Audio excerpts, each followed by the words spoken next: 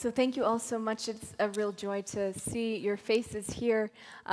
We are really excited today. I am so excited today to get to welcome Sarah Hurwitz as our keynote speaker for our Adult Learning and Engagement Kickoff this year, which after we create the ritual of Havdalah, of separation, and have a moment of connecting in solidarity with our brothers and sisters in Israel. We'll get to hear from Sarah in a moment, and so I just want to tell you a little bit of her background so that you know what to be looking forward to in just a few minutes. So Sarah Hurwitz was a White House speechwriter from 2009 to 2017. She started out as senior speechwriter for President Barack Obama, and then serving as chief speechwriter for First Lady Michelle Obama. Sarah also worked on policy issues as a senior advisor to the White House Council on Women and Girls. Before working in the White House, Sarah was a chief speechwriter for Hillary Clinton during her 2008 presidential primary campaign. She was also a lawyer at the Washington, D.C. office of WilmerHale and is a graduate of Harvard College and Harvard Law School. And most importantly, from my rather biased perspective, she is also the author of the incredible book, Here All Along, Finding Meaning, Spirituality, and a Deeper Connection to Life in Judaism After Finally Choosing to Look There, which was a finalist for 2 National Jewish Book Awards and for the Sammy Rohr Prize for Jewish Literature, and a book that I found incredibly inspiring and which I recommend to all of my conversion students and my Intro to Judaism students and pretty much everyone that I meet. And so we are really excited to welcome Sarah back to her native Boston area and to Temple Beth Elohim this evening to share her unique insights and inspiration on what it means to live a Jewish life here in 21st century America. Thank you for being with us today. Thank you, Rabbi Sissamwine. As we are getting resettled, let's maybe take a moment to just take a deep breath. Let it out. And as a warm welcome to our incredible speaker, let's offer a signature TBE heart tap. And we are so, so grateful to have you with us today. Oh, it is such an honor and just such a pleasure to be here. I cannot believe this shul. Like, just the energy, the sheer number of rabbis. I was just, and just, you know, guys, it's a rainy Saturday night on a long weekend, and look at this. I mean, I'm just incredibly moved and impressed and just so honored to be here. So thank you for having me. Thank you so much. So, thank you. Beautiful. So we'll begin with an interview format, and then we have plenty of time for questions and answers. So if you have any good questions, kind of keep them stored up in here. On Zoom, you have an advantage because you can start typing them in the chat, and we'll be able to collect them towards the end. And now it is dark up here, and that's a little weird. Okay, great. All right. So given what has happened today, yes. Given this beautiful moment of connection that we just had, I have to start by asking, what are you thinking and feeling about the horrible news that is coming from Israel today? And I know that people come with different levels of connection to Israel and maybe feeling a lot of different ways right now. And so I'm kind of wondering where you're coming from and perhaps what you might say to someone who is struggling with how to feel or engage at this moment. Well, I think, like all of you, I am devastated, I'm heartbroken, I'm outraged, right? I feel that sense of anger and fury. Like probably many of you, I've spent the day texting, emailing, worrying about my many friends in Israel, all of whom have small children, and just, talking to them. One of them, who works in the education ministry, he was texting me from a bunker where he was currently in Jerusalem, and he said, but I've got to get back to my toddler. I've got to get back to my baby in Jerusalem. And I just thought, I just wish you would stay in that bunker. But that's not an option right now for a lot of people, and this is really hard. I feel this so viscerally. And when I think about, I know people come to Israel from all different perspectives, and I'm not here to tell anyone what they should think or feel. I think for me personally, my connection to Israel has a deep connection to my sense of what it is to be a Jew. And I think this is something we actually kind of misunderstand in America. I think that we have mistakenly defined Judaism as a religion, like Christianity, It is not. Just let's be very clear about that. If tomorrow morning I wake up and say, I disagree with everything in Judaism, I don't believe in God, I reject every tenet of Judaism, still a Jew, guys, still a Jew. If I'm a Christian and I wake up tomorrow and say, I absolutely do not believe in God or Jesus, I reject every tenet of Christianity, kind of not a Christian, right? This is a very different thing. So we're not a religion. We're also not an ethnicity. I don't know where that came from. Jews are every race, every ethnicity. That's just silly. So what are we? I've been thinking a lot about this for a book that I'm working on now. It's like this is the Western category problem. We do not fit into the categories of race, ethnicity, religion that the Western world uses to divide people up. We predate those categories. And so we have all of these awkward things of like, well, what are we? I think words like tribe, like peoplehood, like big messy family that fights a lot but pulls together in hard times, which is harder to fit on a census form. But that kind of this is, I think that family most of all is how I think of myself as a Jew, somewhere between family and peoplehood. And what's happening in Israel is an attack on my family. That is how I think about it. I'm a member of a people. I'm a member of a family. And it doesn't matter what I believe tomorrow. It doesn't matter what my DNA or my whatever, who cares? This is my family. This is my tribe. This is the story that I am part of that has been going on for 4,000 years. The category we fit into is the category of the Ammonites and the Perizzites and the Hittites. And guess what? None of them exist anymore. Okay, we're the only ones left. And so, I have this great privilege of being part of this 4,000-year story, and I see that story and I see my family under attack, and it's very painful. So I'm so glad that we're here together tonight, and I'm so glad that we're learning. Because we are, I just read a beautiful quote from Amos Oz and his daughter, who wrote a beautiful book called Jews and Words. And they said, at the end of the day, Jews are not a bloodline, we're a text line. I mean, that's it, right? Like that is, I think, what connects us more than anything over the past however many years. It's a text line starting with the Torah and going all the way today. So what better way to celebrate our people and our family than to talk about our texts? Beautiful, thank you. Beautiful. So, especially in the light of these events today, and considering your bio, which I shared a couple minutes back, but spoiler, she used to be a head White House speechwriter. So I'm wondering how you're looking back on some of your time in the White House, especially as a Jewish person who was working in the heart of American government. Yeah, it's funny. I'm thinking about some of my favorite White House memories. And, one of them is the first Hanukkah party that I got to attend, which is like, 600 Jews packed into the East Wing of the White House. It's totally wild. It's very crowded. And just people are milling around, and spontaneously, people started singing Ma'oz Tzor, Rock of Ages, song traditionally sung at Hanukkah, in Hebrew. So this is 600 Jews in the East Wing of the White House singing a song in Hebrew. I mean, my parents could not have dreamed of this, let alone, my grandparents couldn't have dreamed of this, let alone my parents. Even for me, I was like, is this happening? That sense of centrality in America, that sense of safety, which, I think we take our privilege for granted. We take our safety for granted. I think we sometimes forget that there are Jews in other parts of the world, very much including Israel, who do not have that. And so I'm sort of reflecting a lot on that. I'm also thinking of one of my favorite, what I think of as a Jewish moment was that, the last year when I was in the White House writing for Michelle Obama, she gave her final college graduation speech, and she did 3 or 4 a year of these. She gave it at the City College of New York, which when I heard she was giving it there, I was so moved because that school has a special place in my family's history, which is that when my great-grandparents first came to America, my great-grandmother was really excited because there was a city college system, and they accepted Jews, they accepted poor people, they accepted women.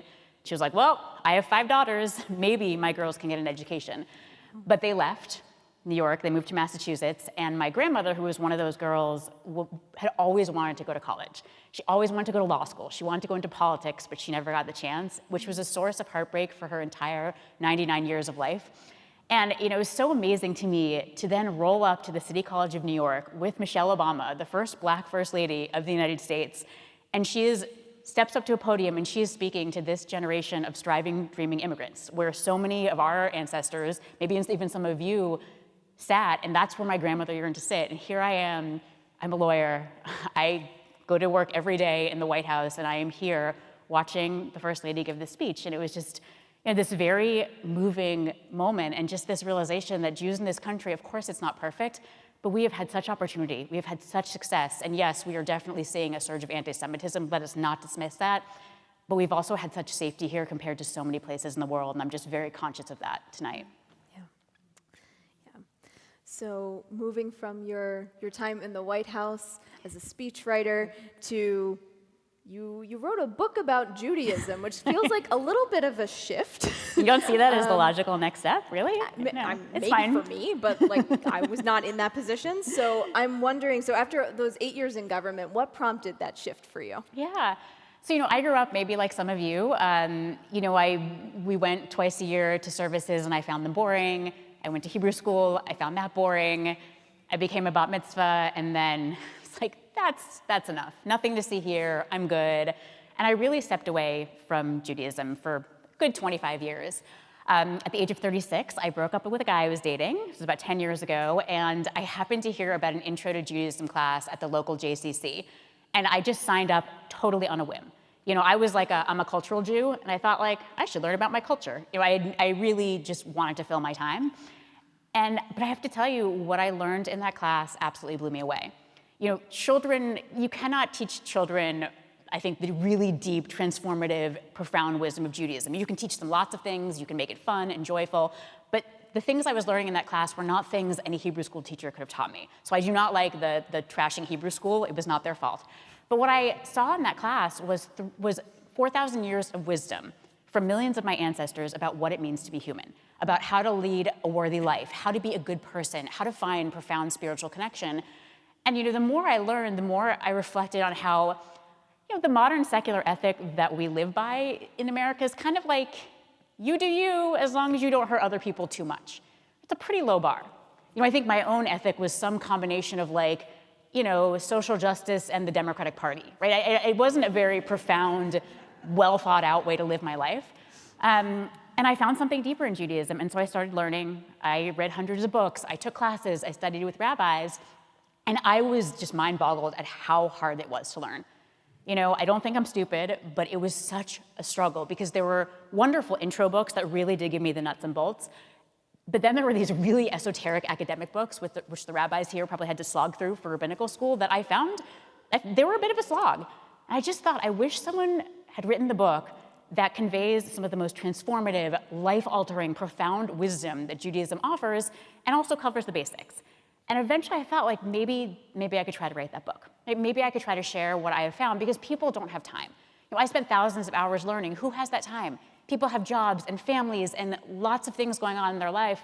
And so I thought, if I can boil down that 3,000 hours into a book that you can read in 10 hours, maybe I can be of service, using basically my one skill that I have as a writer and communicator. Maybe I can be of service.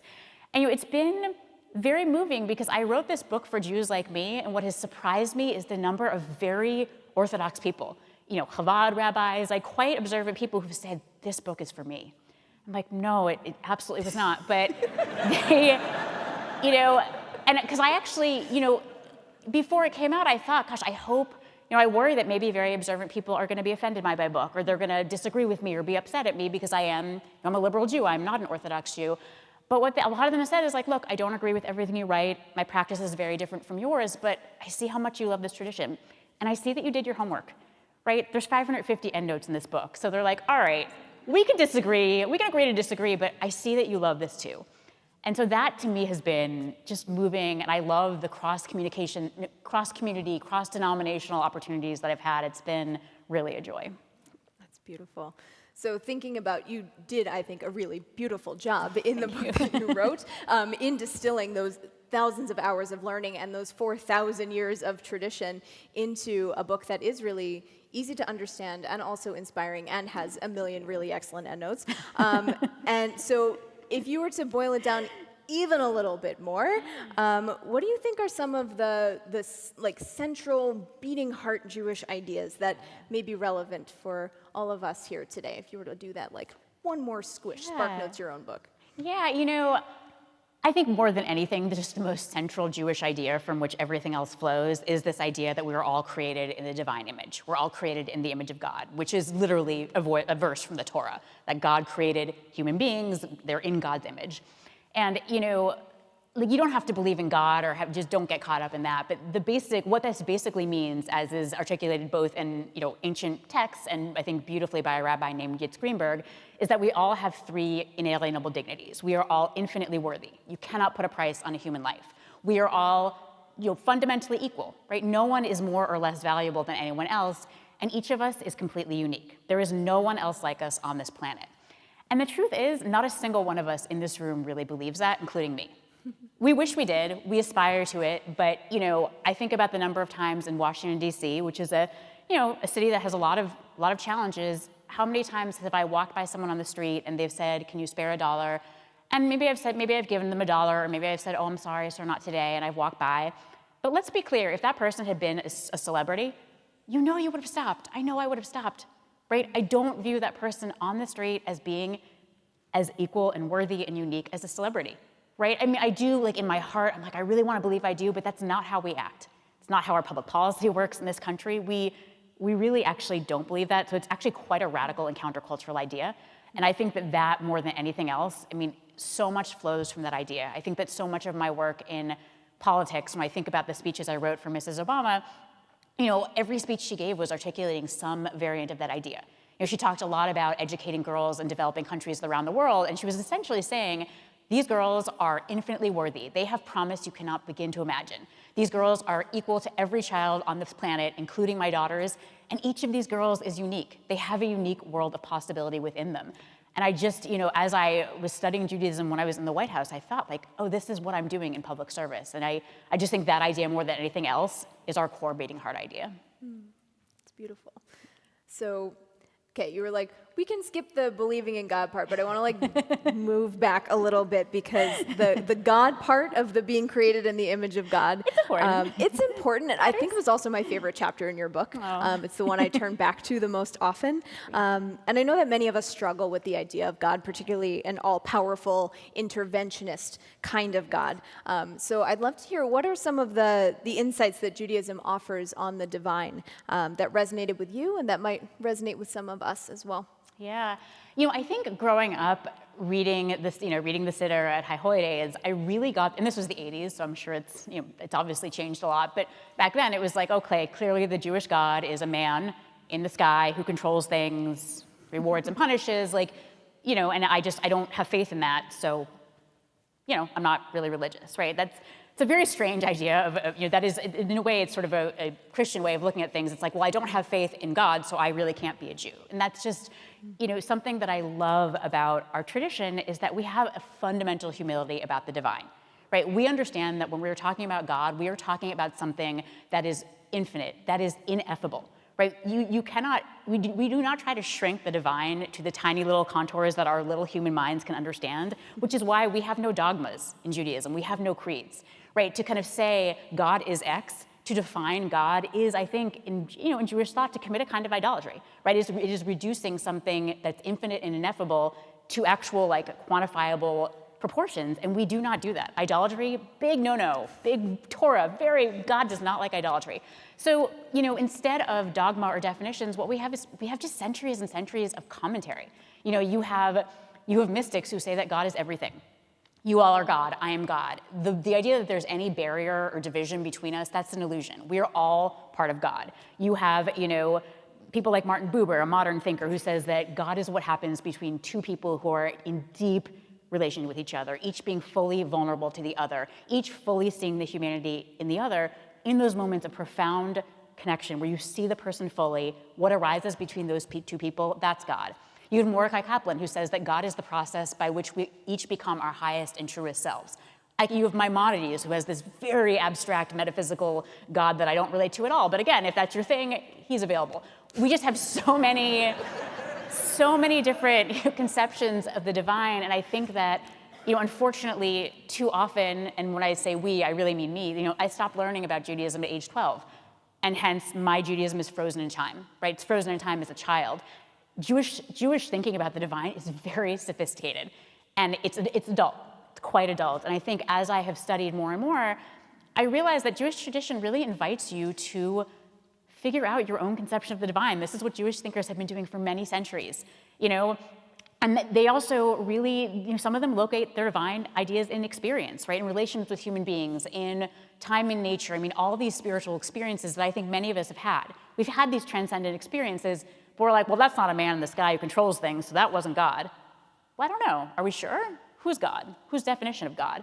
I think about thinking my own definition of God. I really find much spiritual inspiration from the moment in the Torah at the burning bush, where God comes to Moses, and I love this scene so much. It's so human, because God comes to Moses, and he's like, all right, here's the deal. You're going to rescue your people from slavery in Egypt. And Moses is not like, wow, you're God, okay. He's like, no, I'm not your guy. I'm sorry. I have a speech impediment. I mean, who does this? Only our people would do this. He does this, and what's really interesting is at one point, Moses is like, he's still trying to figure this out, and he asks God, what's your name? Meaning like, how can I kind of get a handle on you, as ancient people tried to do with their gods? And God responds to him, the English is, I will be what I will be.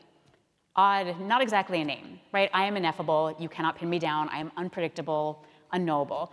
But then not long afterwards, God says to Moses, I'll be with you.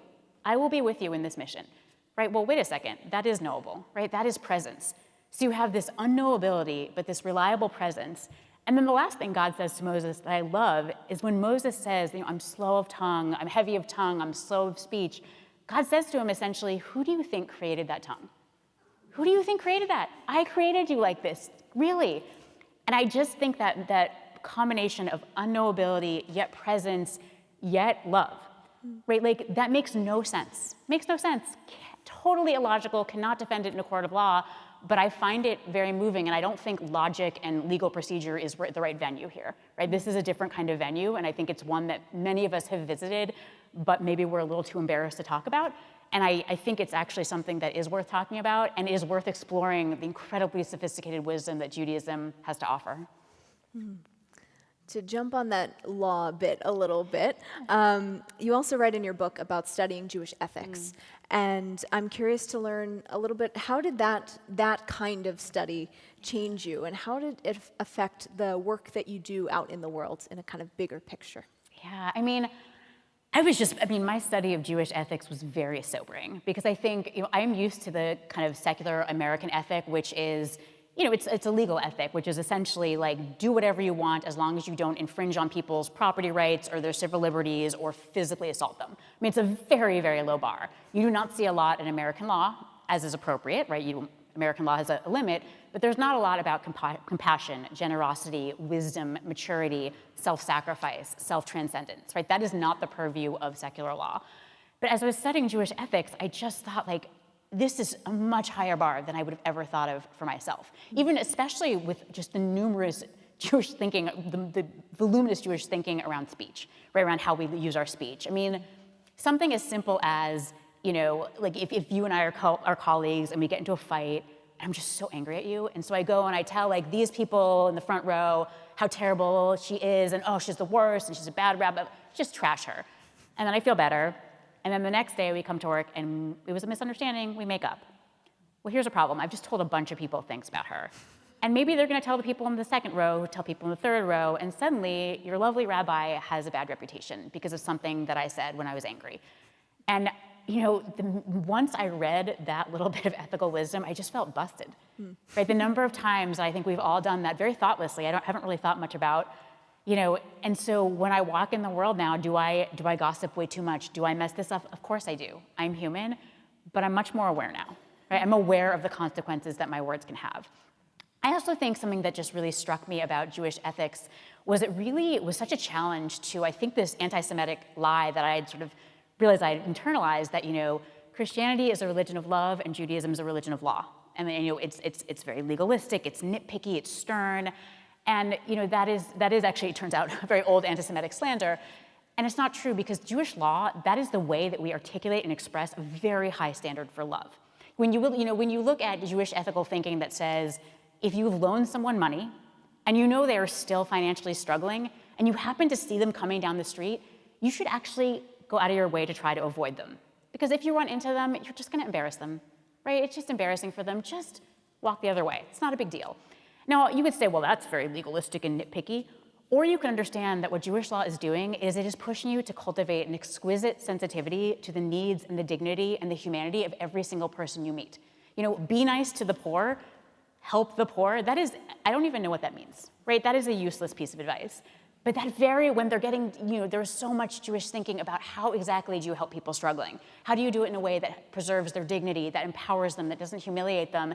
And that is a kind of very detailed seeing. And you can't capture that with vague generalities. You capture that with specificities. And that ethic, it is so rigorous. It is such a high bar. It is so humane. And it does change how I think about when I think about how do I want to use my time and money to help people, I want to make sure, am I empowering people? Is this humiliating people? Is this honoring them? Is their dignity being preserved? I really think about those things now.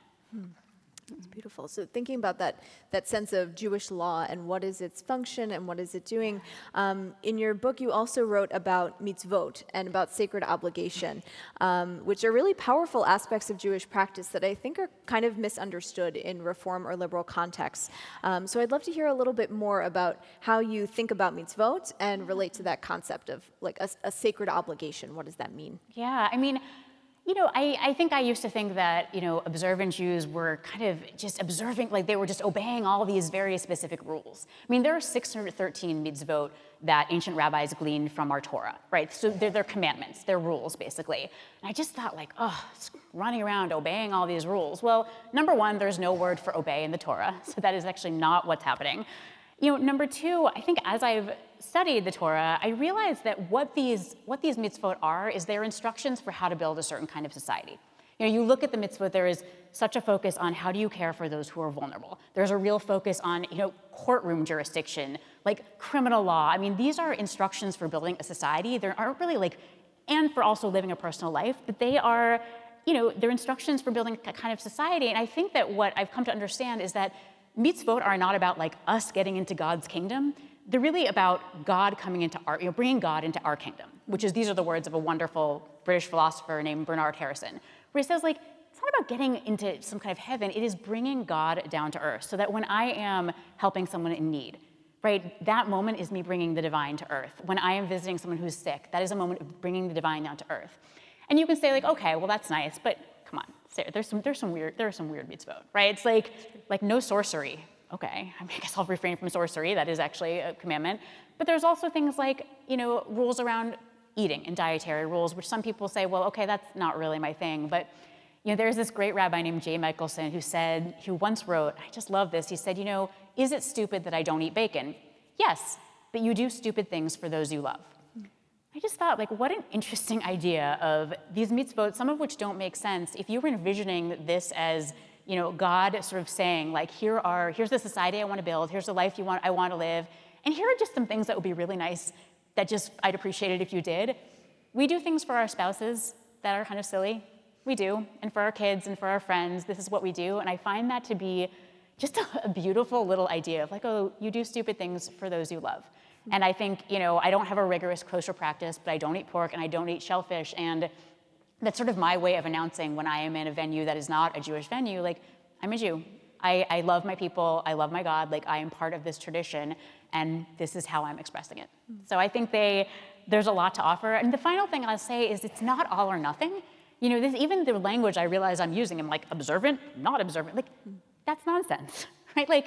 That's total nonsense. I think that there is, you can observe one mitzvot, you can observe many mitzvot, not all of them. Some of them have to do with ancient sacrifices in a temple, but there's a real range here of what you can do. And I think something that I see Chabad doing, which I think is interesting, is they're look, one mitzvot at a time. Try this one, try that one.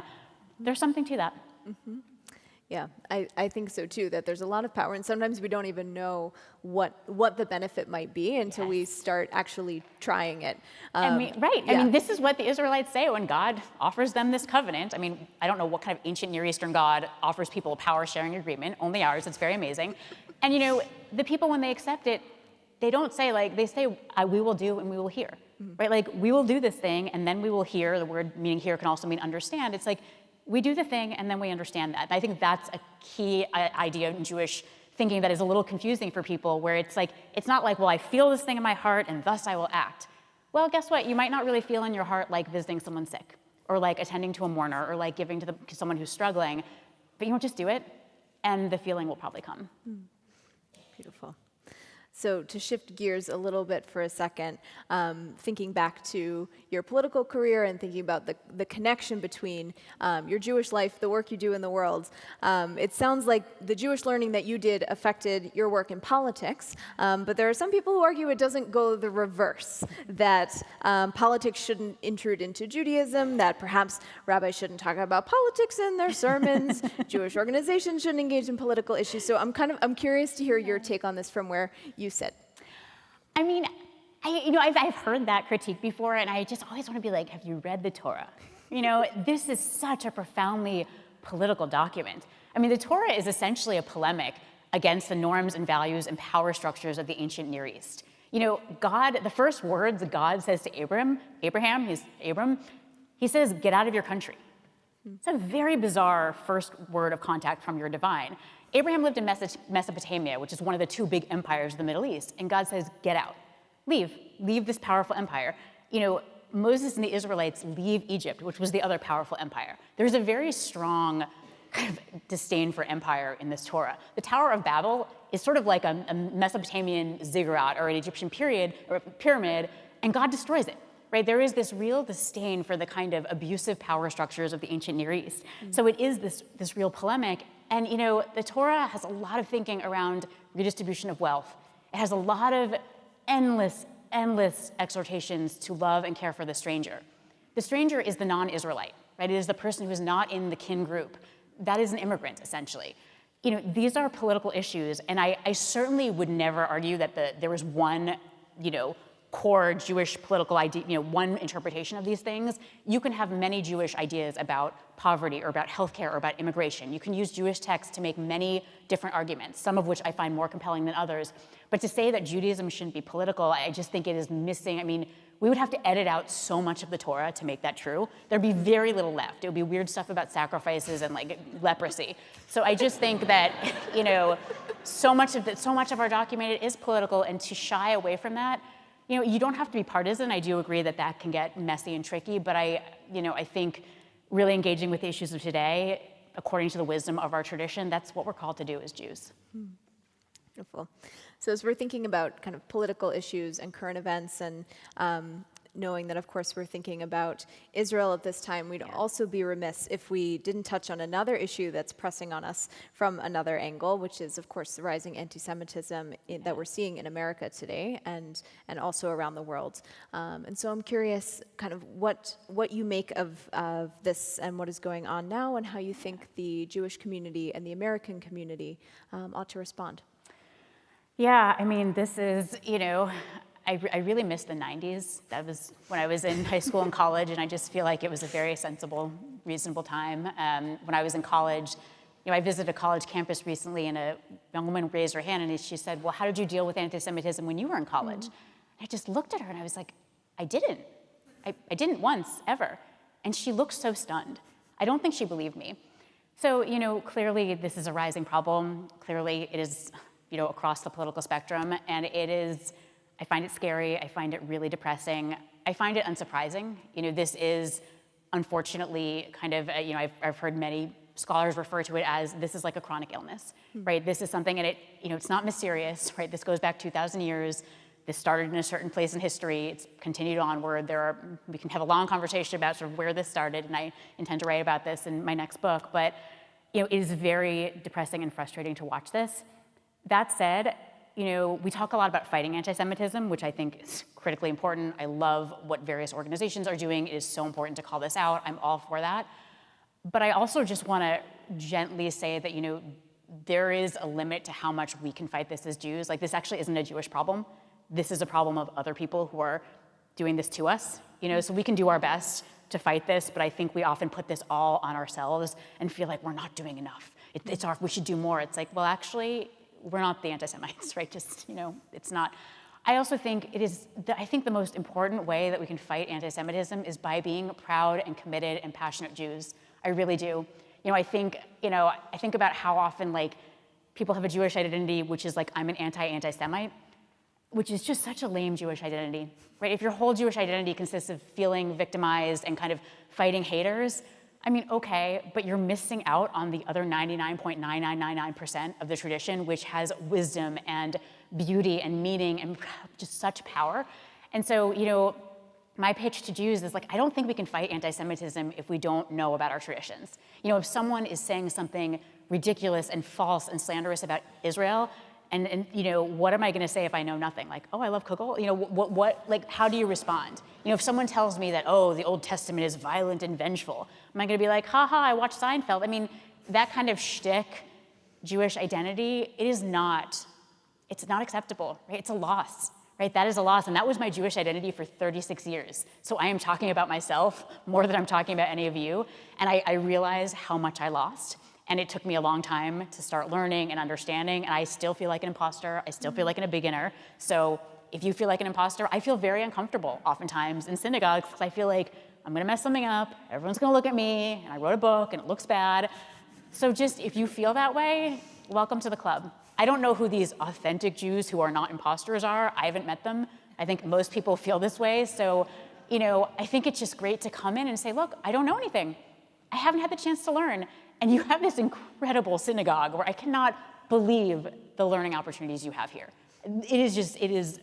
I really have not seen anything like this. So you have these opportunities to learn that I think many Jews would love to have, so take advantage of them.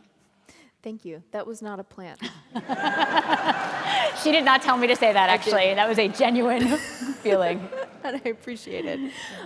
So reflecting on your own Jewish journey for a moment, so you told us about kind of moving from your political career in the White House into your Jewish learning journey.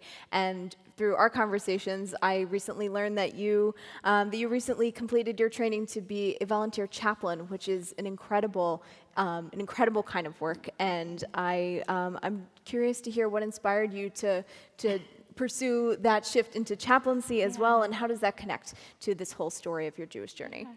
It's funny, during COVID, it seemed like every author was writing like 8 books, so I figured, okay, I should write a second book, and I really couldn't. I was very burned out for my first one. I was just watching all of this footage of these incredibly heroic people in hospitals. From the person who cleans the place, the person who runs the place, the medical staff, I just was so inspired and moved and awed by them. And I just thought, like, God, I really wish I had something to offer. And I have no medical or scientific skills, but I learned about chaplaincy, and you don't have to be clergy to do it. It's open to anyone with some background in a tradition, including secular humanism, Wiccanism. I mean, any tradition is welcome. It's very welcoming. It is called chaplaincy, which is a Christian term, but it's okay. It's Christian hegemony. But this was something I just decided to do, and a Catholic chaplain I love, he told me about this idea of thin spaces, which I think comes from Celtic theology, where he talks about how there are certain times of year, certain places where the boundaries between life and death, heaven and earth, thin out, right? And I think hospitals are very much thin spaces. And what I think is so profound about Jewish tradition is that, unlike secular tradition, which says, ooh, illness, aging, dying, sickness, get away. Run away, run. We do not do those things. We try to avoid those things. Those things are gross. We outsource them to professionals. Judaism says, no. In these, when you see a thin space, you run right towards it. So when there is someone who is sick, you run to their bedside. When there is someone who is mourning, you run to their house. When there is someone who has died and needs to be lovingly washed and prepared for burial and guarded and buried, you do that. Right? Judaism tells us to run into these thin spaces, and I very much feel that as a chaplain. It's an incredible privilege to be with people in these moments when they are just journeying to the edges of life and beyond. And I think so often we have an instinct to cheer people up, right? To tell them to be strong and keep fighting and have hope. And it's just so unhelpful. I think when, as a chaplain, I can be the person who says, you are dying. You are absolutely dying. And how are you feeling about that? Just okay. Whatever is going on, I think probably 90% of what I say to my patients are things like, tell me more about that.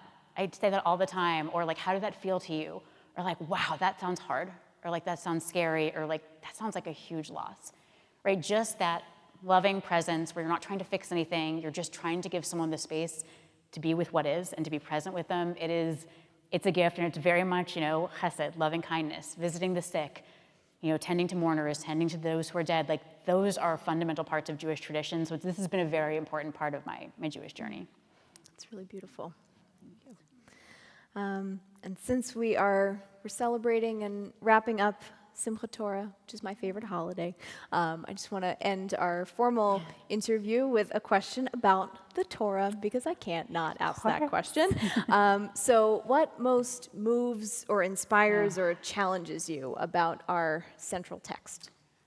Oh my gosh, like everything. I mean, I love its sparseness.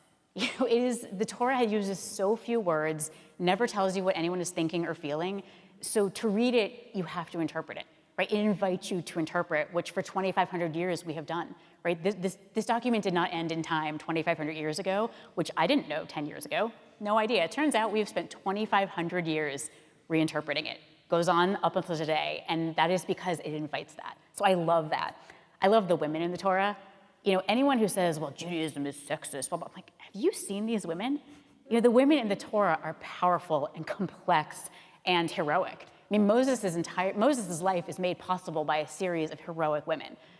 His mother, who instead of following Pharaoh's order to drown him in the Nile, actually puts him in a basket in the Nile. Pharaoh's daughter, who comes and literally says, this is a Hebrew baby, and then takes the kid to her father, the Pharaoh's house, who has just put a death sentence on this baby, and raises him under Pharaoh's nose.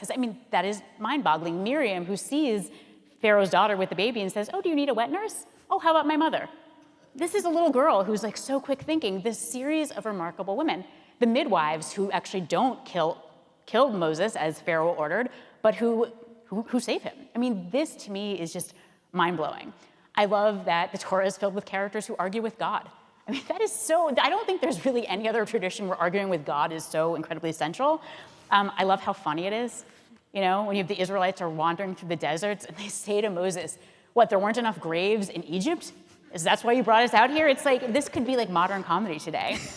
I also just love how we read it every year over and over again, because while the document itself doesn't change, we change, right? You have a different relationship with this every year of your life. You can read this document, you can read this text a million times, and every time it's gonna be a different engagement, because that is how rich and how powerful it is. And I don't, did it happen, did it not? I don't know, probably not. But I guess, when you tell me the story of the boy who cried wolf, I don't respond, well, was there a boy? Was there a wolf? That's not the point. The point is the lesson, right? This is not a historical document or a scientific document. This is a moral document. This is a statement of our aspirations and our values and our hopes and our story as a people. And I find it to be one of the most just extraordinary and just endlessly rich texts. And I'm grateful it's our core sacred text. I couldn't think of a better endorsement for beginning the next year of learning and of reading Torah, because we just restarted it today. And so we get the opportunity to go back through that cycle and to relive those stories and to see our lives reflected in that text, and to see Torah as a mirror for ourselves. And so this is that invitation to just be open to that experience over this year. So thank you so much for your inspiration, for your insight, and we'll turn to, I got to ask all the questions, which was great fun for me, but now it is your turn, because if you were listening, I bet you have a whole bunch of good questions. So I always say that the most Jewish thing we can do is to ask a good question. What is a good question? It is a question.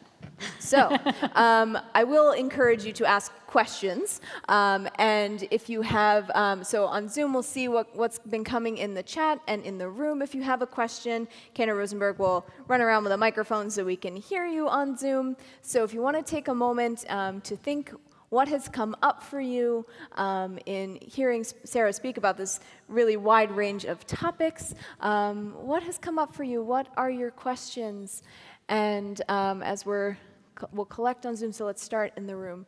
Go for it. Thank you. Thank you. Let me preface my question by saying my wife and I have 2 married daughters who grew up in this synagogue, and 4 granddaughters ranging from age 5 to age 12. And I'm kind of curious, I hope your parents are still living. They are.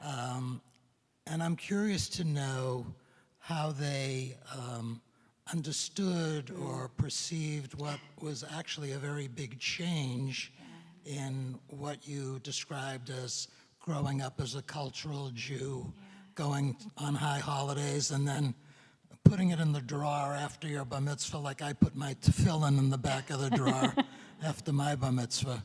So I'm just curious about that. Yeah, no, it's a great question. I think when I first started studying Judaism, my parents were just a little concerned, right? Like, where is this going, right? Is this going to be, we're going to be, becoming very, very religious? What's that going to be? Is it going to be a totally different path from the one that we're on? I think there was, and I certainly had friends who were like, oh, are you becoming religious? As if that were some sort of sinister thing. It was very strange to me. But I think that they're very proud and very happy. I think they really appreciate that this is something that I love and that I'm passionate about. I think they enjoyed reading the book. My mom said like, oh, I learned a lot about Judaism from the book. Like, this is fun. So they've been really supportive. And I think, it's just, engaging deeply in Jewish tradition, it has opened up this entire community to me, all across, both in Washington, D.C. and across the country. Rabbis who I've become friends with. There's an entire Jewish meditation world that I am part of. There's just this wonderful, amazing group of Jewish professionals and leaders, both professional and lay leaders who I've gotten to meet, and it's just expanded my world tremendously, and I think my parents look at that and think like, what a great thing. So I think they're very proud. I think at first they were wondering, but then they saw it was okay. I think my parents did the same exact thing too. They were like, ooh, what's going on? Right, what is happening? Beautiful. Go for it. Hannah, do we have any questions coming through on Zoom at the moment? No, okay, great. So we'll go to the room. Beautiful. Well, I really enjoyed your talk. Thank you. I can't help but think that your early experiences as a speechwriter and synthesizing all of the materials and opinions into powerful words influenced your writing now and where you are. But can you explain a bit about the process of writing a speech? How much is you and how much is Michelle Obama? And are there any takeaways that you were kvelling about when you heard your words being said by someone else? So, it's funny, no one puts words in Michelle Obama's mouth. She is someone who knows who she is, and she always knows what she wants to say. So being her speechwriter, it's more like you're more kind of being a vessel than you are being a partner, right? It's when the process was that, for a big speech, I might write her a memo the night before, just say, look, here's where you're speaking, here's some background on it, just here's some information, we'll discuss this tomorrow, and then we would meet, and she would just dictate paragraphs and paragraphs of language and ideas, and I would type very fast on my laptop to try to capture verbatim, because she often just came up with amazing lines, like, when they go low, we go high. That was her line. I did not come up with that. So I would take all of that feedback, and I would then go back to my office and really weave it into a draft. And then there was just this really brutally elaborate process in the White House where the draft would be circulated to like 50 people, fact checkers, policy people, press people would just scrub it and send a million edits. So there was a lot of negotiating about edits, which is not glamorous and no one thinks of, but very big part of White House speechwriting. And then I would send it to her, and then we would go back and forth. She would edit, I would edit, she would edit, I would edit.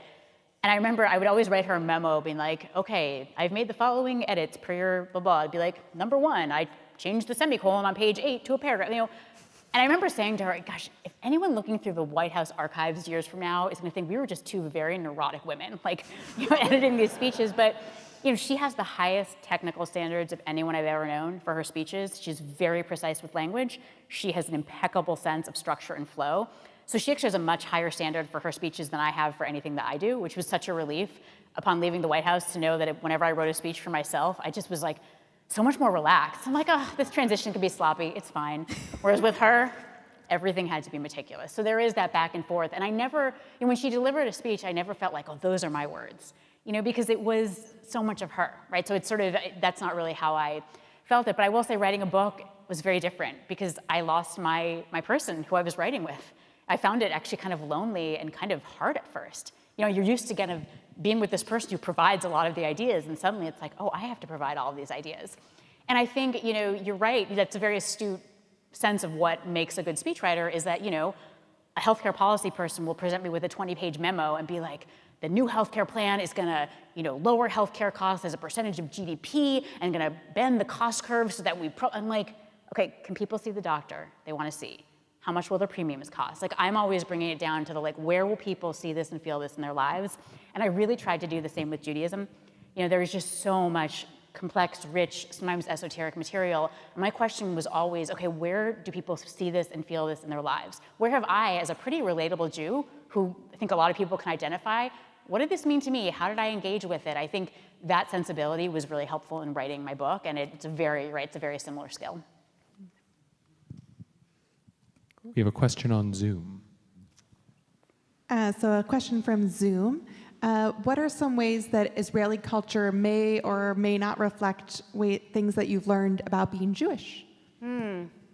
Beautiful question. I mean, it's funny, my friends in Israel who are secular, they'll say, oh, I'm secular, I'm not religious, but of course I have Shabbat dinner with my family every week, of course, and on Yom Kippur everything shuts up, of course, and of course we study the Torah in my school, of course, it's like, okay, you're basically, conservative American Jew. I mean, I think that they imbibe so much Jewishness just by going about their daily lives, right? I think that that's something that's so remarkable about Israel, is that it's a Jewish country living a Jewish life, and I think you find ways to replicate that in the US. I think Jewish summer camps are really trying to do that, right? They're trying to create this rich, thick container where you're, using Hebrew words and singing Jewish songs and doing the prayer, like they're trying to replicate that. But I think that's something that Israel has, I was reading an essay recently where the author said, no one in Israel worries about having Jewish grandchildren, right? That's a given. Your kids are gonna be Jewish, your grandkids are gonna be Jewish. And in America, we live in a country with a very strong assimilationist pull. And so it takes work to be Jewish in this country. It takes work to be a Jewish kid, to raise a Jewish kid, whether you're a parent who's Jewish or not Jewish. It's a lot of work. And so I think that's something that's wonderful about Israel, is that it is the default. It is the air that they breathe. And I think trying to create those kind of rich, thick containers of Jewishness is how we can learn from them, frankly. And I think it's, seeing this shul, it's kind of what you're doing here.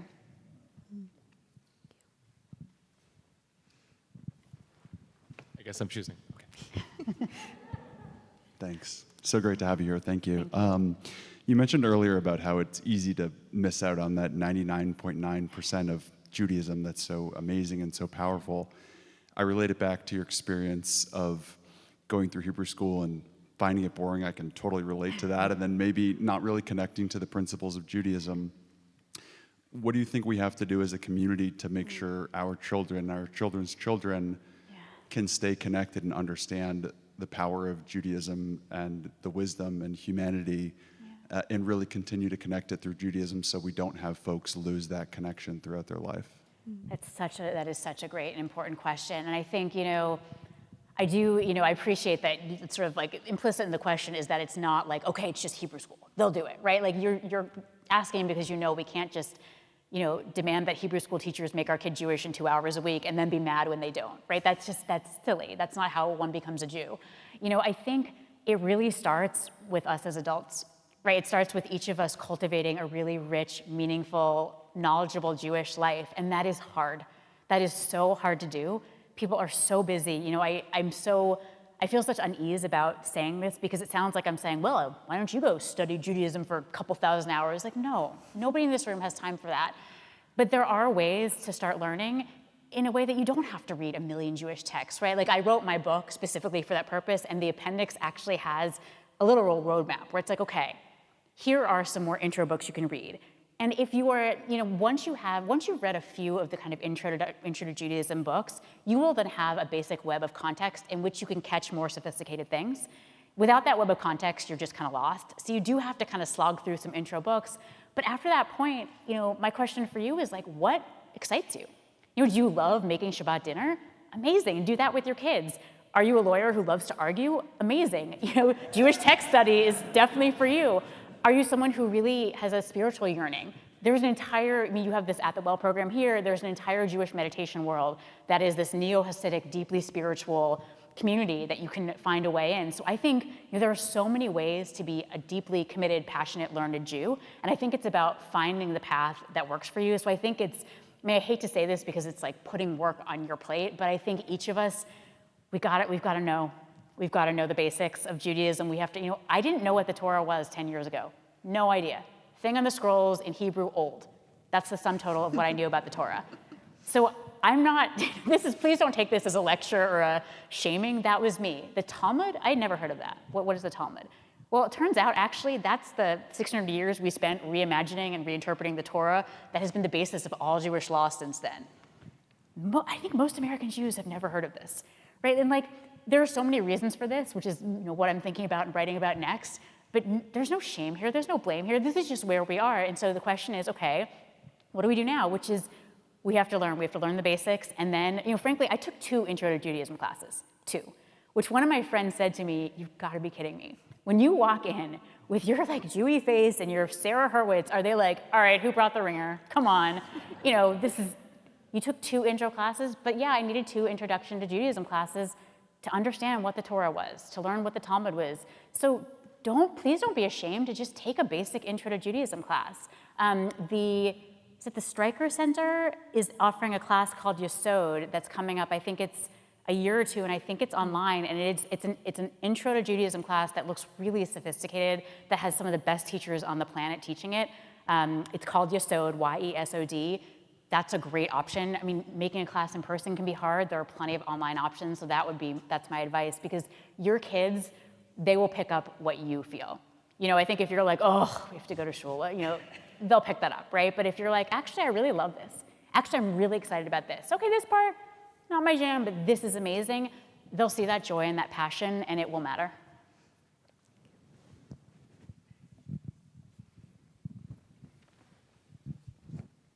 First of all, I loved your book. Thank you. Thank you. Really spoke to me.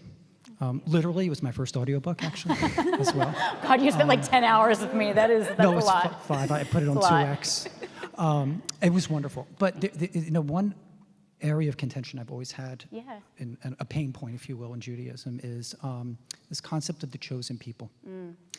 And you rephrase that you completely and you used the term the choosing people. I almost hit the ground when I heard that. I loved it.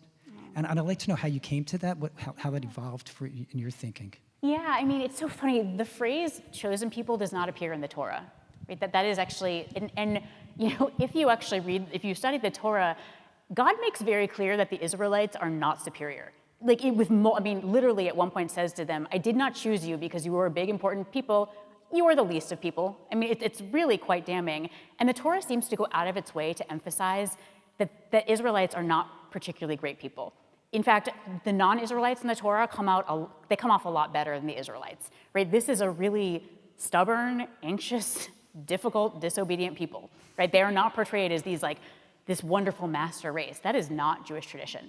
And I think what is so profound about Judaism is that we have this kind of dual particularist and universal idea, which is that this idea, the Torah starts out not talking about Jews. It's about all humanity. God creates all human beings in God's image.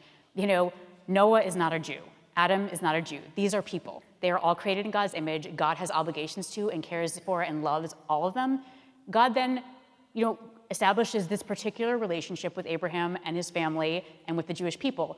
That's what the Torah is about. And then there's a New Testament which talks about God's relationship with Christians, and there is a Quran which talks about God's relationship with Muslim, and there are Buddhist and Hindu and on sacred texts where the divine, whatever you want to call it, however you want to understand it, is forming different relationships with different people. Different people relate differently to the divine.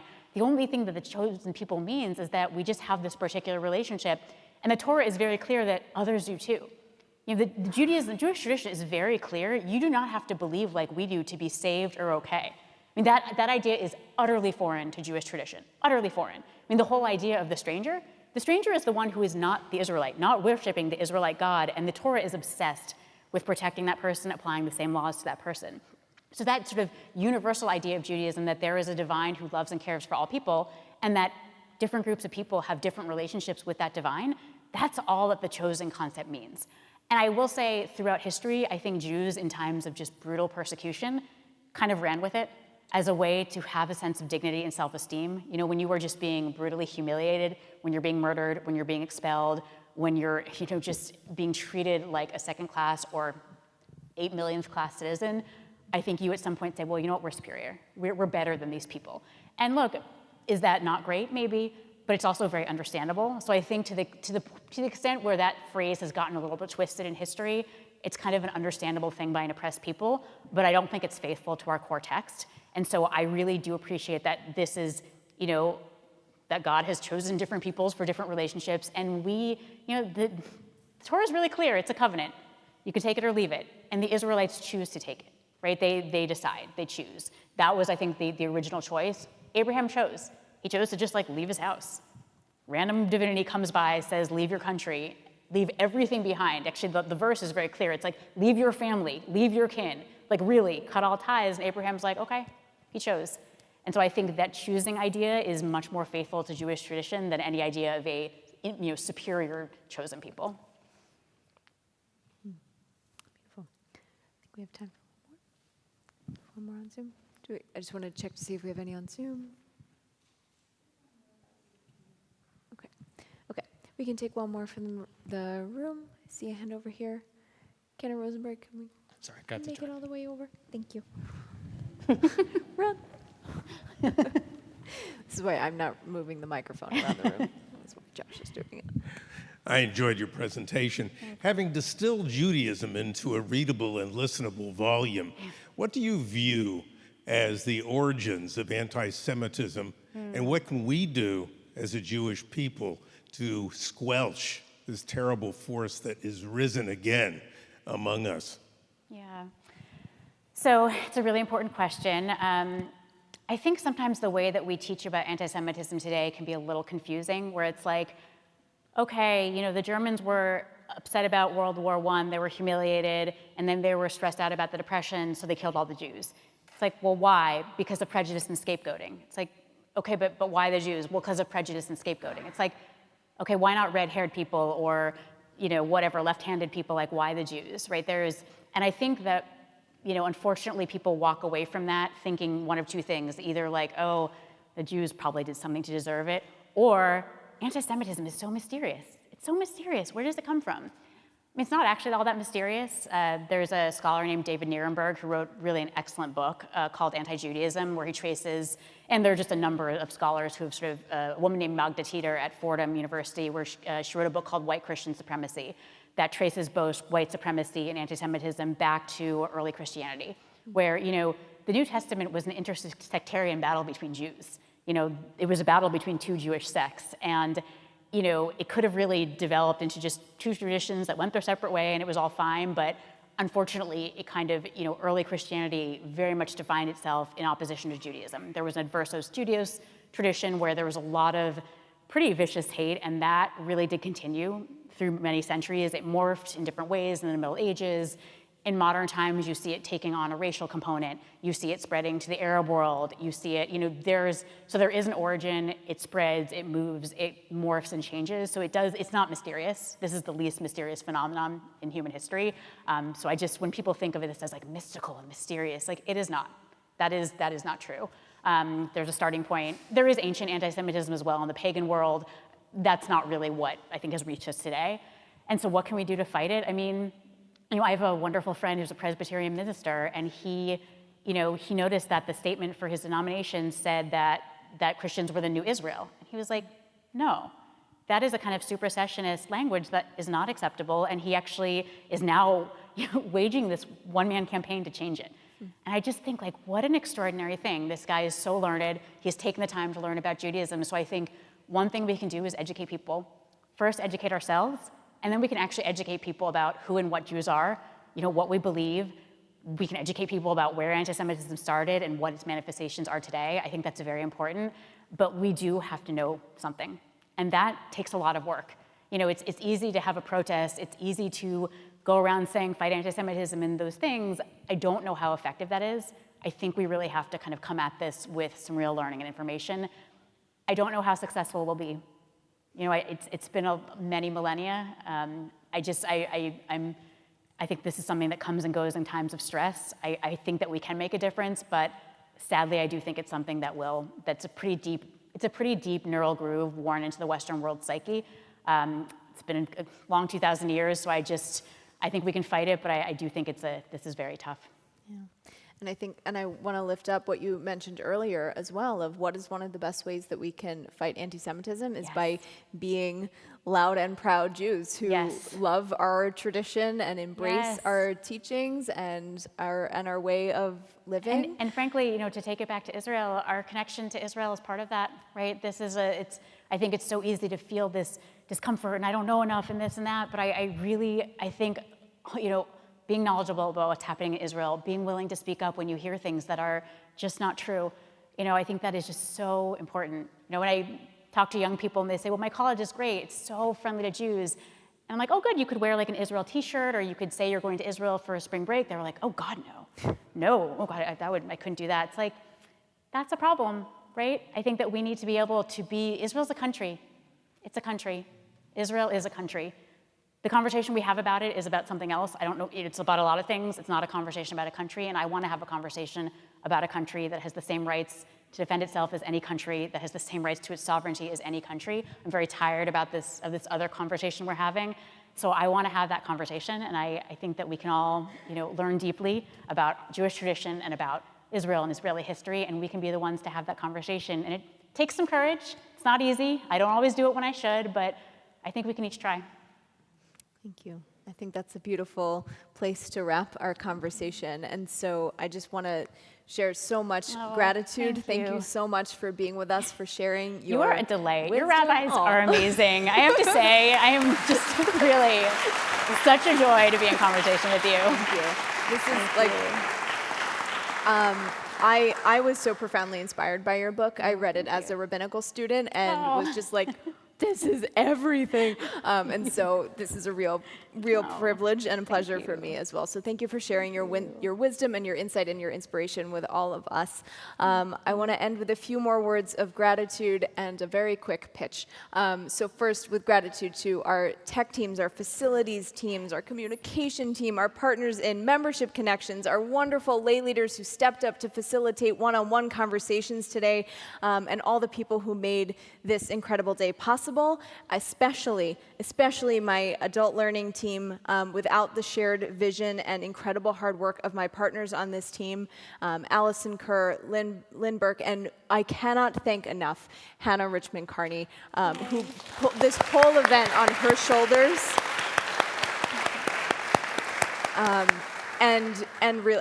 This has been several months in the making. Hannah really carried this whole event on her shoulders, and especially when I was out of commission for the last couple of weeks, she stepped up and really took everything. And so please say thank you to Hannah on your way out. I'm just so grateful to all of our amazing team at TBE who make not only this event possible, but all of the adult learning that we get to do together. And so I'm just one little pitch, I promise, which is for something new. That's why I want to tell you about it. Our new Elements program on Monday nights. And I want to pitch it particularly because it has an Intro to Judaism class, so I just want to throw that in there. And so this is an opportunity to gather as a learning community. Monday nights, pretty much every Monday of the week, or every Monday of the year, starting October 16th. Every Monday of the week. Oh, that is also true. October 16th is the beginning of our program. We have a special guest also coming that evening, Jody Radoran, who's the editor-in-chief of The Forward. She's very cool. She is. And so she's going to be speaking with Rabbi Sissenwein to kick off his Jewish current events class that will run through the year. That's part of Elements. Intro to Judaism is part of Elements. Those are both year-long classes. And then we have classes that rotate semester by semester. So we'll have this semester the Art of Prayer taught by Hannah, and also 70 Faces, which is a Torah study class looking at Torah through different lenses to see what are different ways that we can approach this ancient text and derive new meaning, different ways of looking at it and studying it with some really great scholars. And so if you have questions, if you're curious, please, this is my invitation to come and have a conversation with one of us. I didn't mention Elements so all the classes start 7:30, they go till 9, but if you join us at 7, from 7 to 7:30, There's a chance to nosh, to schmooze, to do a little singing, to hear a short Torah teaching, and also to dedicate our learning and to recite Kaddish. It's a new opportunity to recite Kaddish during the week as well. So I want to invite you to try out a class. So October 16th is the kickoff for Elements, and we have incredible programs all through the week, different ways to get engaged, to try something new. So please, and if there's something you don't see, and you are interested in learning, please tell me. I want to make it happen. So thank you all so much for being here, and we cannot wait to see you at another adult learning event very, very soon. So in a moment, we'll head outside for dessert and also book signing. Sarah's very graciously offered to stay and sign some books. So if you bought a book from us and you picked it up, you can bring that. If you didn't buy a book, we have a few left, so you can buy them. You might want to run to the front of the line. Sarah will sign all those books. She's also very nice, so if you want her to sign your arm or something, she would likely do it. I'm not going to promise, but that would be a first. But I'm open. I'm open. I might ask you to sign my arm. I don't know. So thank you all so much, and we'll see you outside. Thank you. Thank you. Thank you so much. Thank you. I think it's okay to Amber for a question. You trust me?